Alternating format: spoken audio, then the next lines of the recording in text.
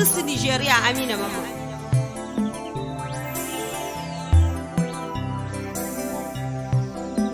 Ɗan ƙasa ta mu jinjina masojoji, ga Amina Nijar ɗauke da waƙoƙin soja. Ɗan ƙasa ta mu jinjina masojoji, ga Amina Nijar ɗauke da waƙoƙin soja.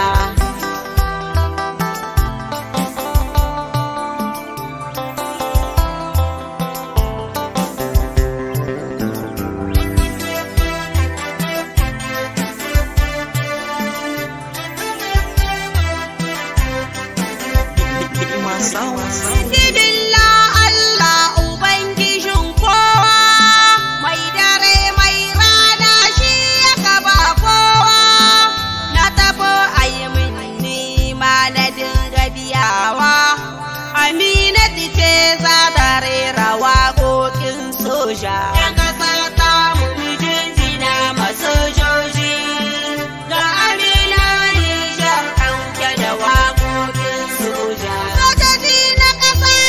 Wallahi ba su da tsoro, a fagen yaƙi su kaɗai suke fasa taro, da suna da ƙwarewa kuma sun samo boro, kuna saurare na zan kawo fusha.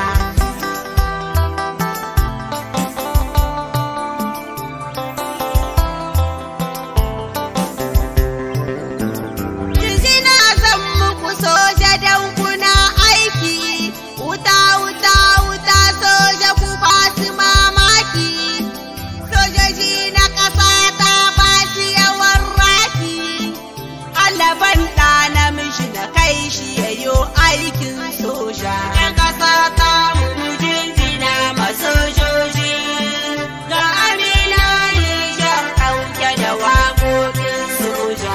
Ka kai mai suka ina gwaninka yake sai ka zo mu she ganawa, ni ƙasa ta nika yi wa shinshina ‘yar baiwa, ma'ana Nijar ni Amina ban sarewa, don na san da akwai iya maza sojoji.